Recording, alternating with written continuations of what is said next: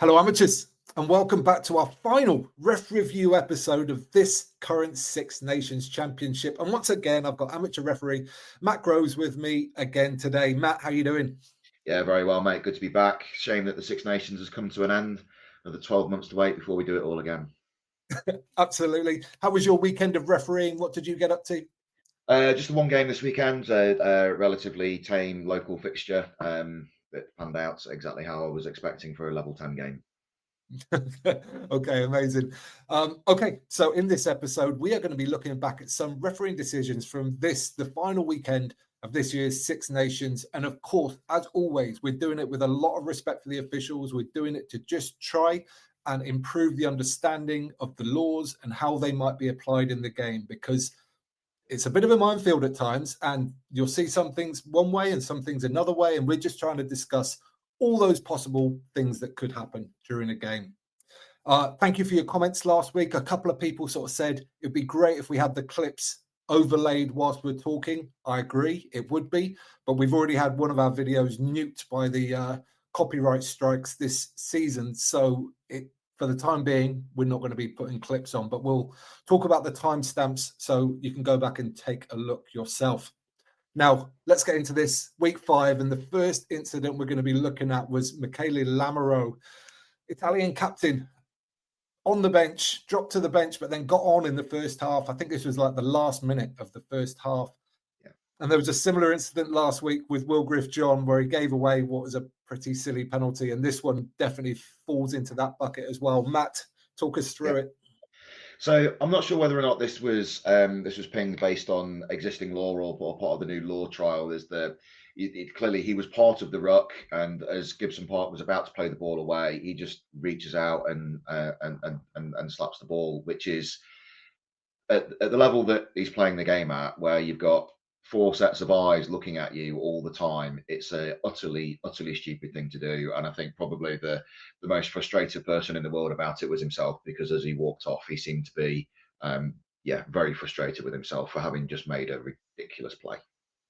Yeah, he was also on his knees, by the way. And when he Yeah. walked off, he threw his gum shield on the floor, which was, I mean, so demonstrative. I actually kind of loved it. I would like to say a little word for Luke Pearce, the referee here, because he didn't see it in real time, but he definitely sensed that something wasn't right. So he went to the TMO to check it.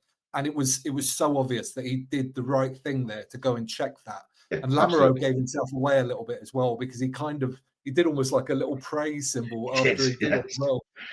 Yeah, praying that no one saw it. Well, unfortunately, at that level, with the team of 3 on field and the team of 4 with the man watching on the video, yeah, you're not going to get away with that kind of thing at that level. Perhaps at the grassroots level, you might well get away with something like that.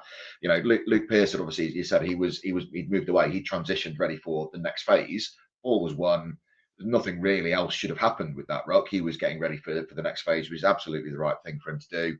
But yeah, brain frayed from the Italian.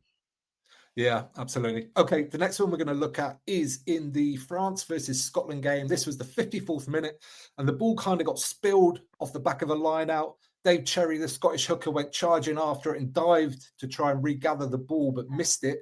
Moafana picked it up, and then Cherry tackled him, but it got penalised. Tell us why, Matt. Why did he get penalised for that? So this is where it's absolutely correct decision in law. So as a basic principle in the game of rugby, if you're off your feet, you're out of the game and can take no active part in it. If you kind of wind your memory back to the first round of games this season, we had the same thing with the Irishman who was holding in. I think it was Itoje at the base of a ruck. It was off his feet. He's out of the game. He can't take an active part, and yet he did. He interfered. So basically, the same kind of thing is applicable here. Terry was off his feet. Can't take any active part in the game. It's instinctive reaction from the player there, though. He's gone to gather the ball, he's missed the ball, and then there's the opposition player in possession, and it's just a normal thing. You know, you'd reach out for it. I think Matt Collins made the right call. It, as in, is correct in law. I think again, difference between what those guys are refereeing at the elite level compared to what most of us would do in the community game is that you'd look at the materiality of that and go, well, there were 2 Scottish players about to make the same tackle anyway. Therefore, do we need to stop the game for that? Do we need to play that as a penalty? I would argue probably not in the community game. We can just let that flow. Yeah, absolutely. Okay, on to the next one. And this is something that we've started to see a bit, probably over the last 12 months since it became apparent. This was in the 56th minute of France versus Scotland, and France had been banging away at the line. Ramos got the ball on the far side of the pitch, got tackled by, I think it was Van der Merwe, and then basically after he'd been tackled, Kinghorn dragged him across the touchline to try and regain possession, essentially. It was penalised by Matt Kiley. He saw it and called it very, very quickly. Yeah, talk us through this one, Matt. Yeah. So this is just a matter of timing, really. That the as you said, the important phrase that you've used there, Tim, is that the tackle was complete. So players on the ground, and at that point you would expect, therefore, ruck to form or ball to be popped or whatever's going to happen next. But once you're in that situation, you then can't just carry on dragging the player out. And for me, it's a matter of timing. That if that was one continuous motion where you're taking the player towards the touchline because you want to get him out, so that you're, the old adage of, use the touchline as your extra defender, dragging the man towards touch. If that's one continuous motion and the ball carrier might just get his knee down on the way to the touchline, well, that's then going to be very much a judgment call as to whether or not you think that, where you are with the timing. But again, I think Matt Carley got the right call there. Tackle was clearly complete, and then you've got this kind of second impetus, second motion to try and get him off the field, rather than it being that one continuous kind of attempted tackle into touch, if that makes sense.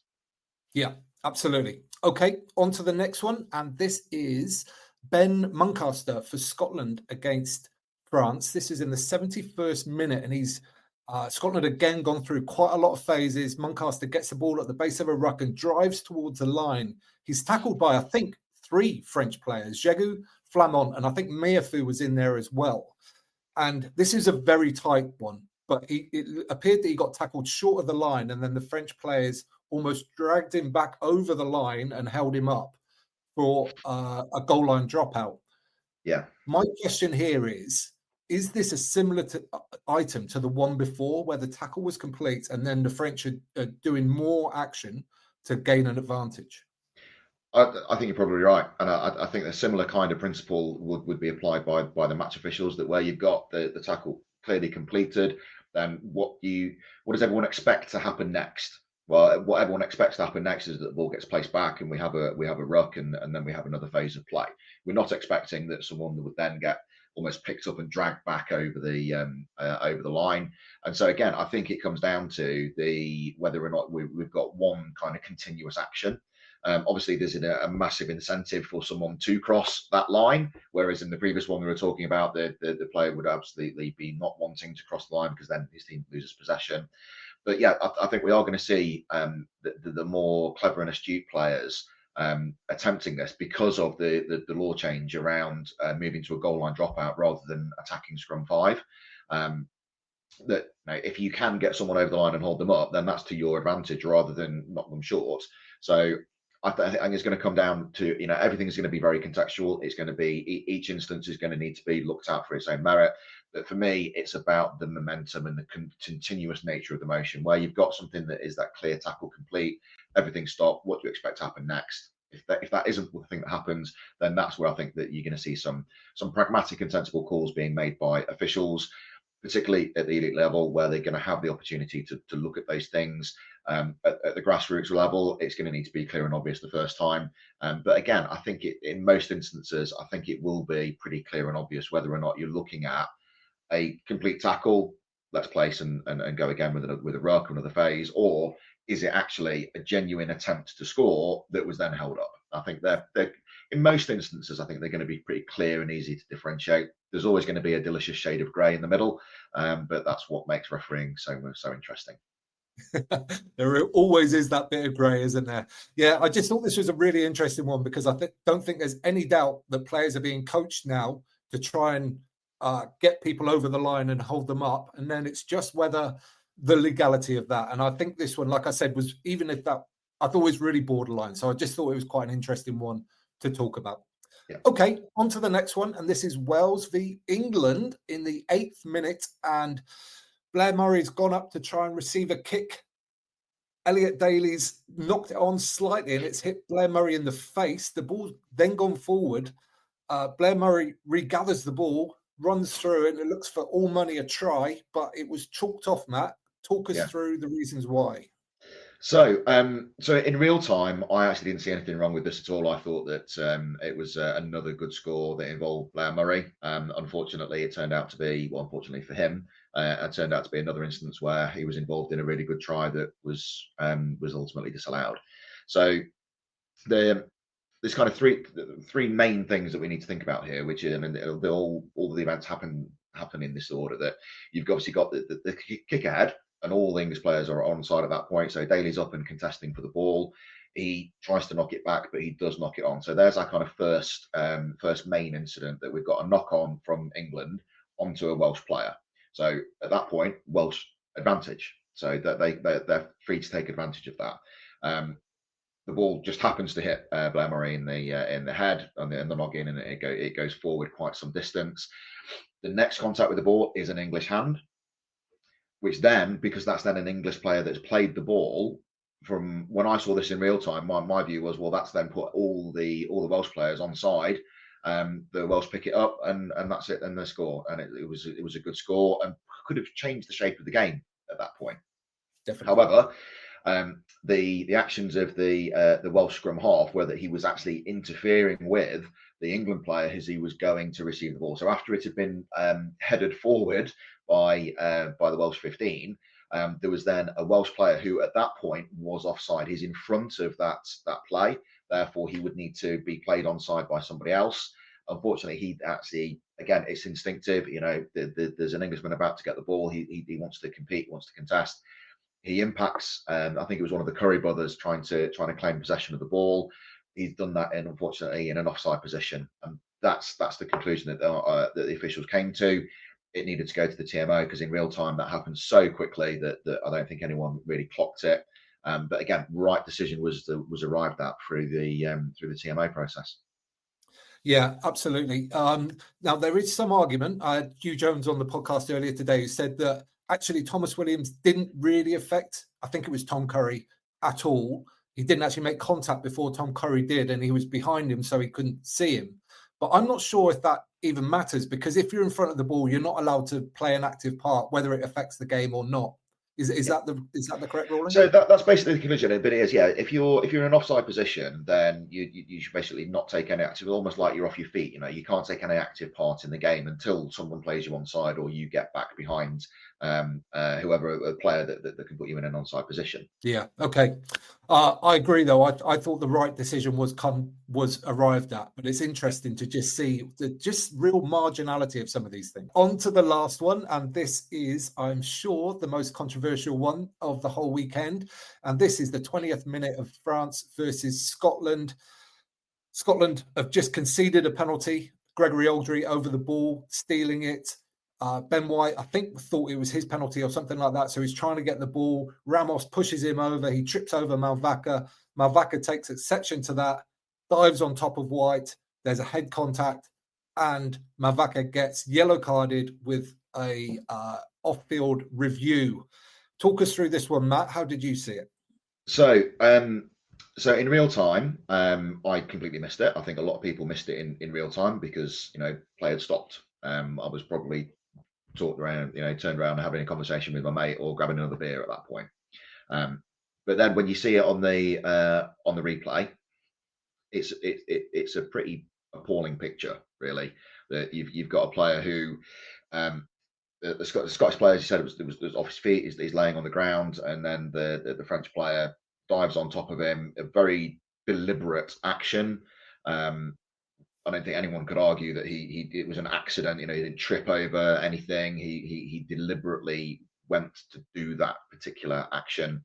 Did it meet the yellow card threshold? Yes, absolutely. And I think this is an example that, you know, I've mentioned this a couple of times speaking to you, Tim, that my view on the whole kind of off-field review process is that it's a good thing because it means that we can crack on with the game. However, the lack of transparency, and I think this is a great example of where some more transparency, some more detail would have been advantageous, because I, for one, don't understand the decision that was arrived at through that process. The conclusion that was given was that it was to remain a yellow card because the foul play review officer felt that there's no significant force in the head contact.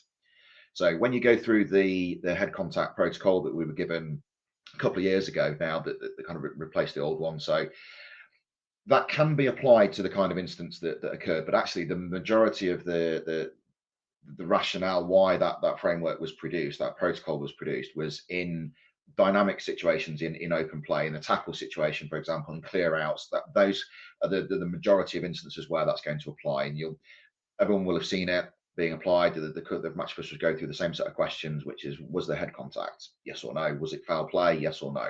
If it is foul play, then let's assess things like the degree of force, and the key words that you'll listen out for are things like, is it direct? Was there a significant drop in height in the ball carrier? Was a third party involved that changed the dynamic? And all those kind of factors come into to determine what the outcome is in terms of the card. But the main thing with the force, with the level of danger, is what is the starting point for that card. And where you've got a high degree of force, a high degree of danger, you start at a red card, and then you look for mitigations to bring it down.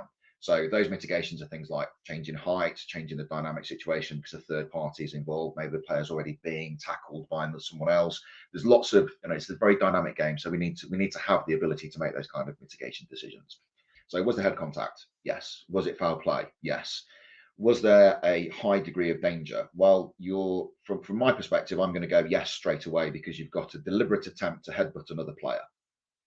That's a high degree of danger. It's a dangerous act. It's always foul play. It's deliberate action.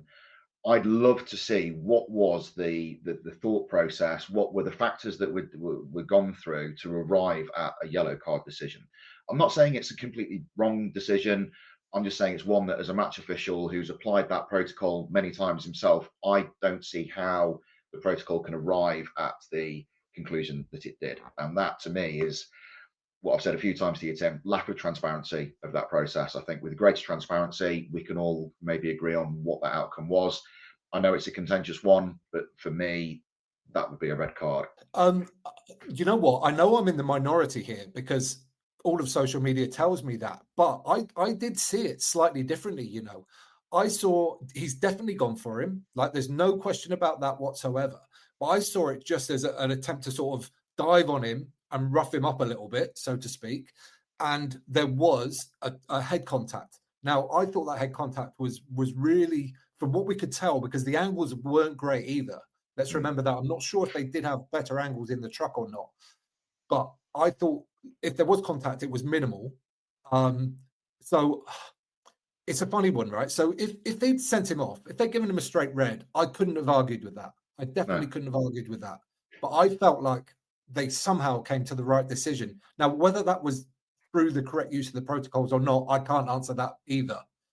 So I felt, and I know I'm in the minority, and I know it's an unpopular opinion, because there's only one person I've found that shares my opinion, and that's Stuart Barnes, and that's not a good place to be, I don't think.